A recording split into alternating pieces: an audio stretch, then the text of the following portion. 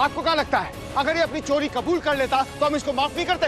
देव वो बोल रहा है ना कि उसने चोरी नहीं की तो नहीं की होगी।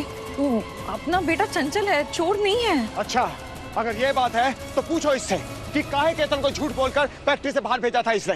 पूछो।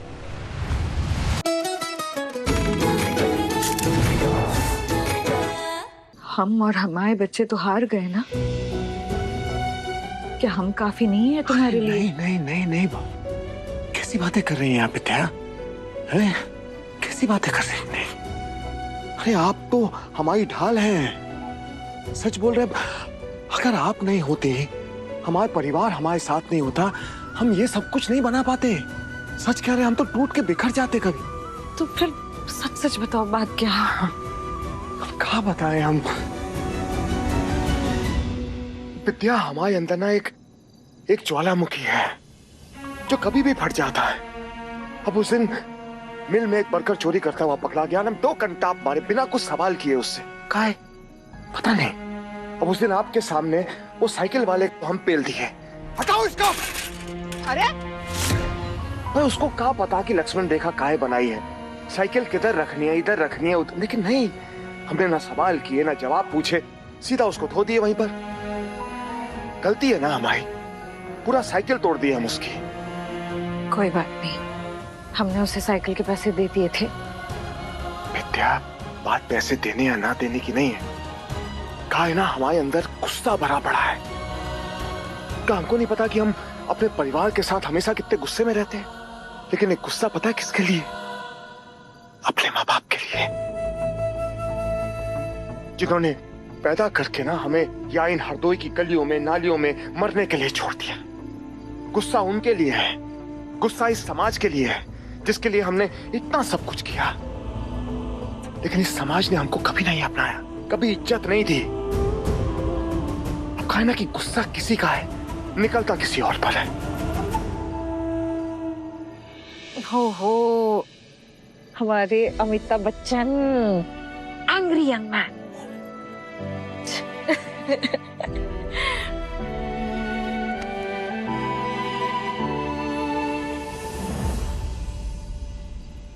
सच पता है, हम ना एक डर में घूमते रहते हैं। सब कहते हैं ना कि दिन में एक बार माँ सरस्वती जबान पर बैठती है। भानु जी तो दिन में 100 बार हमारे परिवार को कोसते हैं। कितनी बार कहती रहती है कि तुम्हारे घर में एक ऐसी बहू आएगी जो तुम्हारा परिवार तोड़ देगी। उसके बाद महादेव यहाँ जाएगा, तुम वहां जाओगे, अनाप ये सनाप पता नहीं क्या बकवास करती रहते हैं। हम इसी डर के साथ सोते हैं, इसी डर के साथ जागते हैं कि कहीं ऐसा ना हो कि सच में माँ सरस्वती का आशीर्वाद भानु जी पर पड़ जाए। सच में उनकी बातें कहीं सच ना हो जाए। सच में कहीं हमारे घर में कोई ऐसी बहू ना आ जाए जो हमारे इस परिवार को, इस हंसते खेलते परिवार को हमेशा हमेशा के लिए तोड़ दे।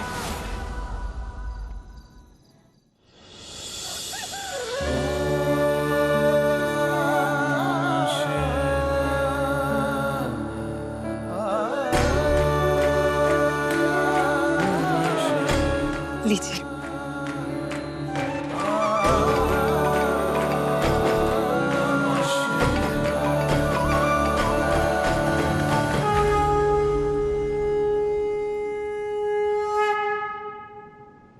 चलो,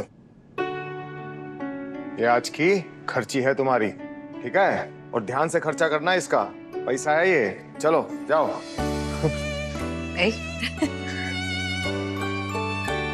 तो तुमको समझाते समझाते बुढ़ा गए हैं, तुमको बाल काटने नहीं आए अब तक हैं?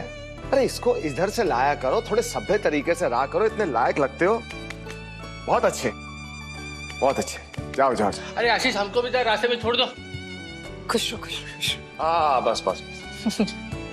ए, इधर आओ, पूजा चल रही है ना?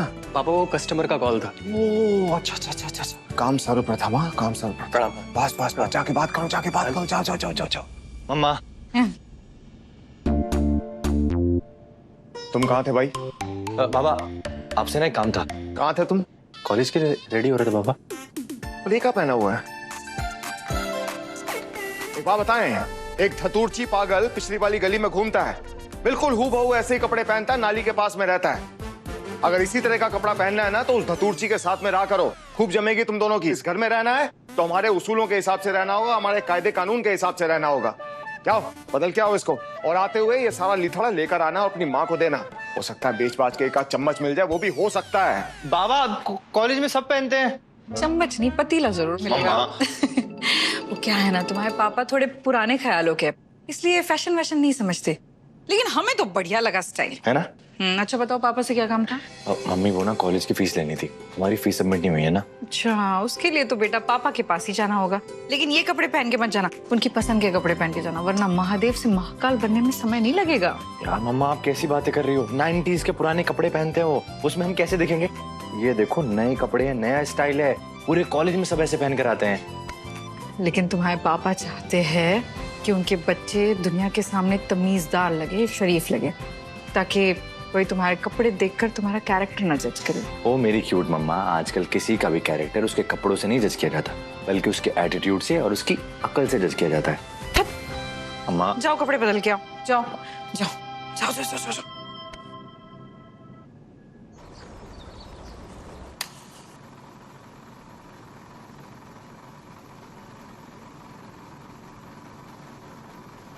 चेतन एक काम करो, पांडे जी का फाइल निकालो। जी पापा।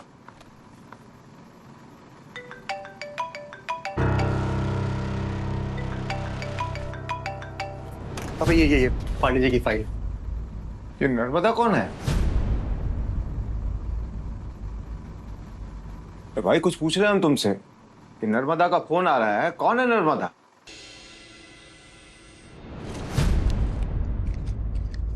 देव हमें 3 बार गिन लिए पैसे, फिर भी 8,000 रुपए कम है। ऐसे कैसे हो सकता है?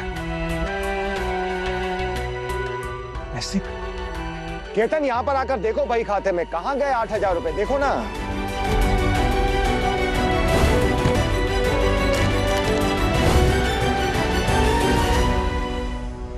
अरे कहा तुमको समझ में नहीं आ रहा केतन?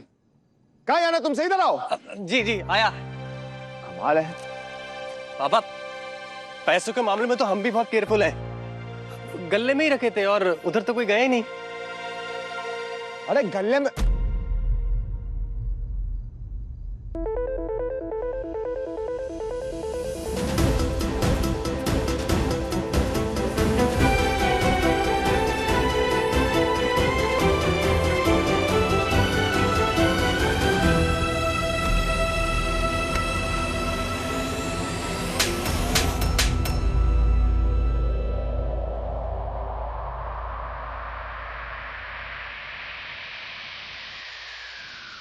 तो अब तुमने चोरी करना भी शुरू कर दिया है।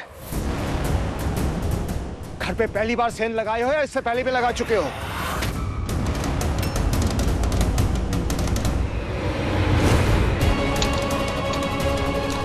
अरे रे रे रे, घर की तिजोरी में ही चोरी। दादा अगली बात बाबा को पता चले ना कि तुमने गले में से हाथ साफ किया और पैसे चोरी करे, इतना सोते हैं ना तुम्हें, वो बुद्धि भ्रष्ट हो जाएगी। बाबा हमने कोई चोरी नहीं करी, आज नहीं और इससे पहले भी कभी कोई चोरी नहीं करी है, हम सच कह रहे हैं।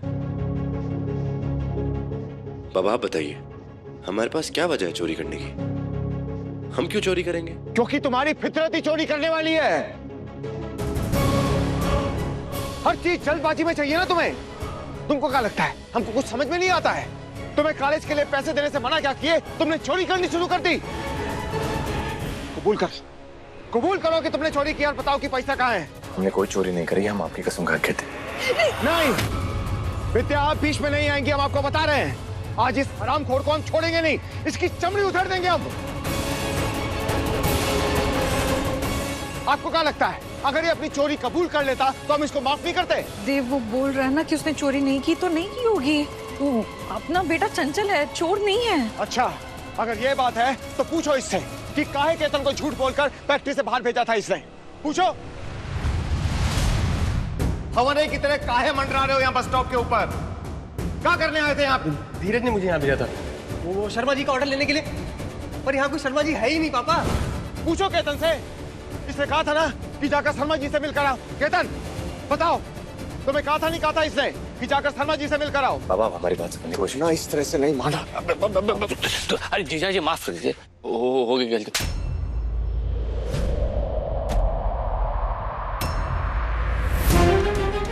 एक बात हम अच्छी तरह से जानते हैं कि इसको बिगाड़ने में तुम्हारा बहुत बड़ा योगदान है। और साला काहे तुम यहाँ पे इस घर में पड़े रहते हो? अपने घर में जाके क्यों नहीं रहते? कब आओ जाओ यहाँ से।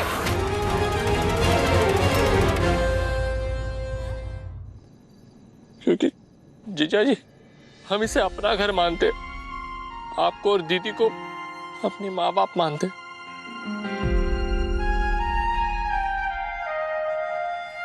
इनसे तो हम बाद में बात करेंगे, परे हटो तुम इधर आओ। कब सुधरोगे तुम? हैं? बोलो कब सुधरोगे?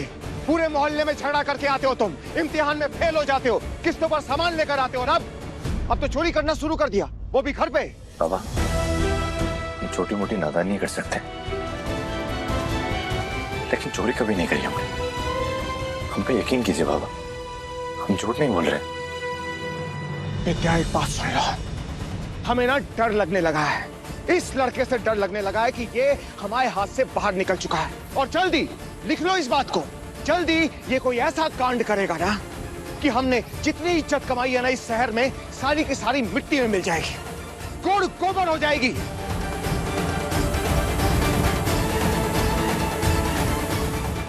बात कायम तुमसे है, जितनी शर्म हमें तुम्हें अपना बेटा कहने में आती है ना, उससे ज्यादा दुख होता है कि काहे एक सुअर की औलाद हमारे घर में पैदा हो गई है।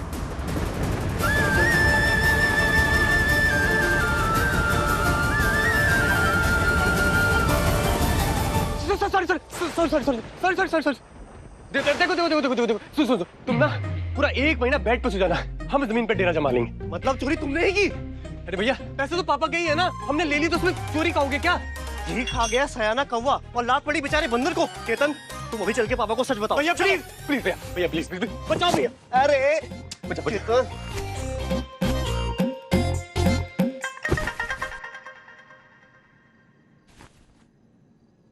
छोड़ो ना दादा, जाने दो, क्या ही फर्क पड़ता है, हम तो वैसे भी बदनामी है ना। धीरू ऐसे ही बलिदान की मूर्ति बने रहोगे ना तो तुम्हारा मंदिर बना के बेच खाएंगे लोग तुमको। हाँ भैया हमारी साइड भी ले करो कभी। केतन भैया अपना मुंह बंद कर लो, वरना ऐसा घुसड़ मारेंगे ना सीधा अस्पताल में जा गिरोगे आप। क्यों मारोगे बड़े भाई को? मम्मा वीरू, तुम्हारे पसंद की अदरक की चाय बनाई, आओ।